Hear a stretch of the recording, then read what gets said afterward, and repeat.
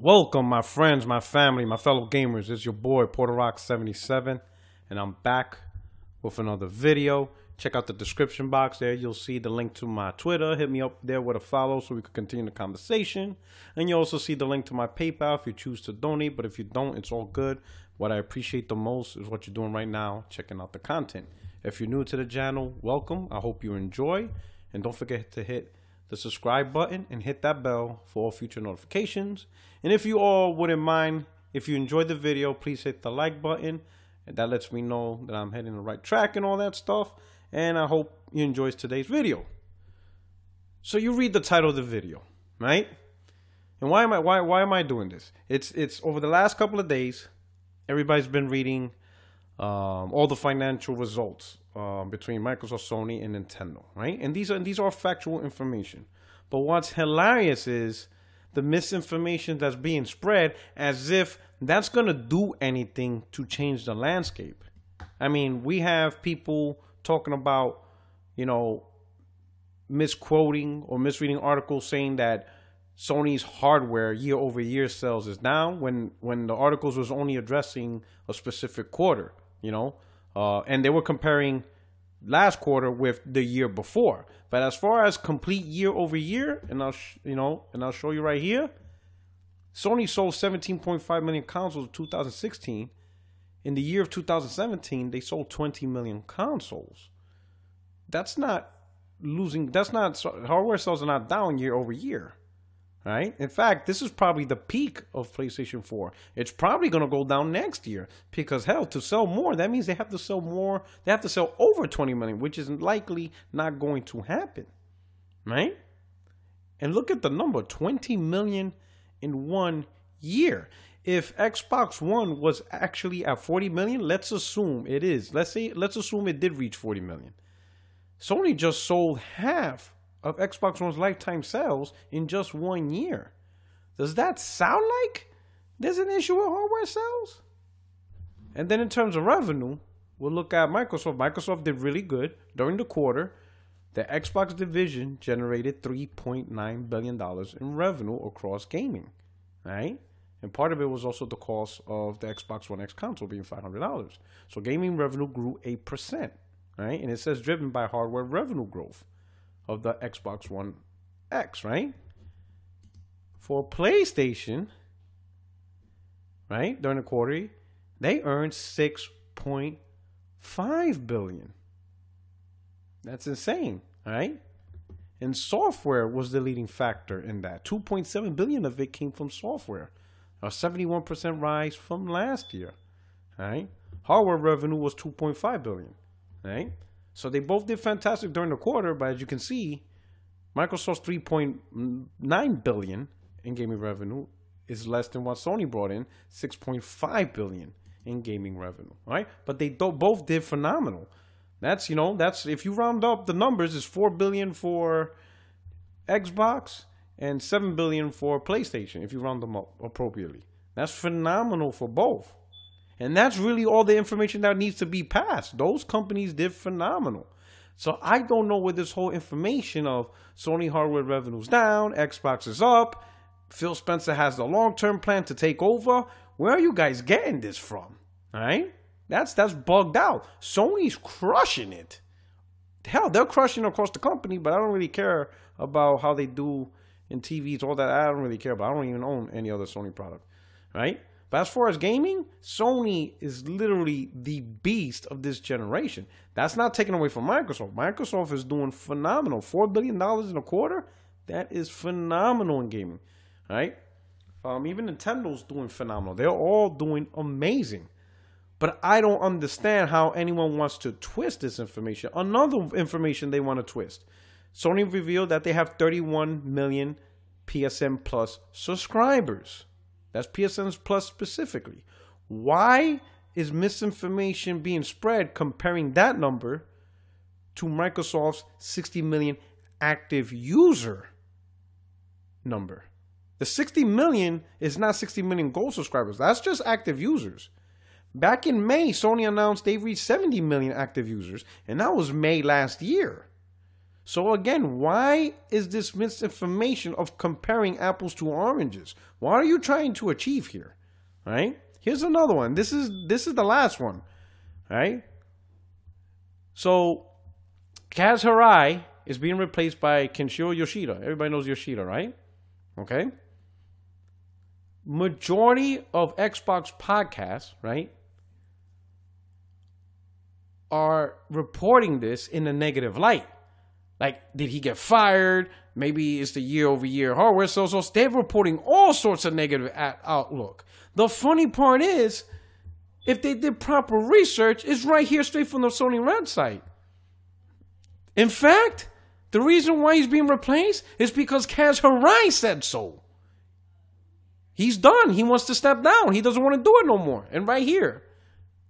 This is from the chairman of the board and chair of the nominating committee. This is his quote. They have reported to Sony investors, straight from Sony.net. The board is grateful to Kazuo Hirai for his outstanding contribution over the past 6 years, taking leadership of the company amidst an extremely challenging business environment in 2012, and making great progress in revitalizing Sony's business. Given these achievements, we were initially surprised by his proposal to step down from the role of president and CEO. But over time and following extensive further discussions, we ultimately reached a decision to respect his wishes. The nominating committee have been regularly discussing potential management succession plans, and after receiving the proposal from Mr. Hirai, we engaged in renewed discussions, leading to the conclusion that Mr. Yoshida would be the ideal candidate to succeed Mr. Hirai as Sony president and CEO and lead Sony into the future. Right? The board also unanimously supported this proposal. Together with Mr. Hirai, the board will offer their full support to Mr. Yoshida and his new management team, while also closely observing the progress from a shareholder perspective. This is Hirai's idea. This is Kaz's idea. Right? He's done beat the shit out of the industry. Right? He already did his thing. He's already the Michael Jordan industry. He got his 6 rings. He has no more to prove. Right? From his own words, right? He talks about how he's done with the mid-range planning that he set forth back in 2012. And now Sony's about to implement the next phase. He doesn't want to be part of that because that is a lot of work. He wants to go back to his family. In another interview, he talked about his family's out in California, and most of the time he's been spending in Japan and in Europe. He misses his family. He wants to be low-key now. He wants to enjoy, the beautiful sunshine. He wants to enjoy the fruits of his labor dominating the industry. You know what I'm saying? That's it. But if you look at a lot of Xbox-centric podcasts, they didn't read this, and they're spinning to a negative light. Here's the truth. Misinformation is not going to help Microsoft get on top. That's not how it works. If Microsoft wants to be the beast of gaming, wants to be the leader in gaming, whether it's console sales, software sales, whatever, they have to earn it. And they're going to earn it through their own decisions, through their own policies.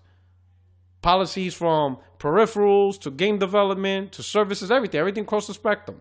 Right? And some decisions ain't going to lead them to the prairie land like other decisions. Some decisions, some focuses in some areas will be better than others. Right? All right? You could tell Microsoft put a lot of effort into getting EA access onto their platform, backwards compatibility, and peripherals. That was a huge part of their strategy over the last couple of years. Sony's strategy, games, exclusives, timed exclusives, third-party relationships for marketing deals, whether it's timed exclusive or keeping the game off the Xbox platform. That was Sony's strategy. All right. Now keep in mind, Microsoft had backwards compatibility since 2015 and EA access maybe around the same time, maybe 2016. So they had those things for a long time. But as you can see, Sony's strategy was a little bit better. Not saying that Microsoft strategies is bad. Not saying having options to do EA access is bad. Not saying that backwards compatibility is bad. Those are great options. Not saying that creating elite controllers and all these other stuff is bad. All that stuff is good, and that was the stuff Phil Spencer focused on. But the results are the results. That's just it. So if Microsoft, if you do to support Microsoft that love Xbox, want to see that brand be the best and on top of the game, like the way you guys enjoyed back during 360 games, it's going to be based off the decisions Microsoft make. It's not going to be spreading misinformation among your community. You guys are just fooling yourselves. You guys are just making yourselves look foolish. You know, some of the shit that's being spread, now everybody's using it. I already have multiple tweets of people saying, oh, Puerto Rock, you know, nobody's really plays online on PlayStation. They only got 31 million, active users versus Microsoft 60. I'm like, bro, you got fed the wrong shit. Sony has over 70 million. That was back in May when you want to go to active users. If you want to talk paid users, paid subscribers, Sony has 31 million. As far as Xbox, we don't know because Microsoft hasn't revealed those numbers. For all we know, they may only have 15 million. We don't know. And this is what I'm talking about. Everybody loves to spread. I don't know what it is about spreading misinformation on the current, on the current situation of this console generation. It is what it is. Sony came out with a much better game plan to make their platform much more successful than what Microsoft did. That's it. That's just how it is. But overall, they all did phenomenal. They all did great. But of course, when you want to compare apples to apples, one did better than the other. Doesn't make the other product bad. It's just a reality. That's it. But the main thing is, do we really need to misinform our fan base or the people who subscribe to us or the people who follow us on Twitter? Do we need to make them dumber? No, you don't. But you guys are doing that to yourselves. You know what I'm saying? I just find it free. Like when I talk, I don't try to talk and make up stuff because then the people who follow me just end up looking dumb because they're going to take my words, go out there, have a conversation with other gamers, and they're going to end up looking stupid based off the information I'm feeding them. I don't want to do that to people. You know what I'm saying? It's just wild how some dudes recklessly use information and don't care about the outcome. They don't care about how the community is going to look with said information. That's just wild to me, and I'm not going to do that. I'm not just going to make up wild stuff and then the people who subscribe to me, people who come to my channel to actually learn stuff, learn a little bit about the hobby that they enjoy from my perspective, stuff like that. And then they use my information, they go out and look in Twitter, and then they end up looking dumb and get proven wrong. That's not cool.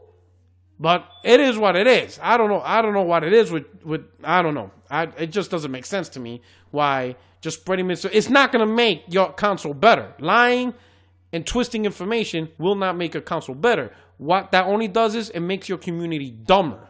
That is the only thing you're accomplishing. Your community is looking dumber by the minute because they're using the wrong information. That's not going to make Xbox better. Not at all. Not even close. I say wise up, preach the truth. There's nothing wrong with just talking about correct information in a correct manner. There's nothing wrong with that. It is what it is. Xbox will get better based on the decision Phil makes, not based on the misinformation community members push out. That's just what it is. But if you want to keep pushing misinformation, make your community look dumb, I don't know what to tell you. I try not to do that. That's not something I want to do. That's just me, all right? But anyway, this is your boy, Puerto Rock 77. Let me know what you think about the video. Don't forget to hit the comment section. Please, let's have this conversation in the comment section. Also, let's continue it on Twitter, all right? If you're new again, I hope you enjoyed this little segment. And please hit the subscribe button. Everyone, if you enjoyed what I'm preaching, hit the like button, all right? Until next time, you guys take care. Peace.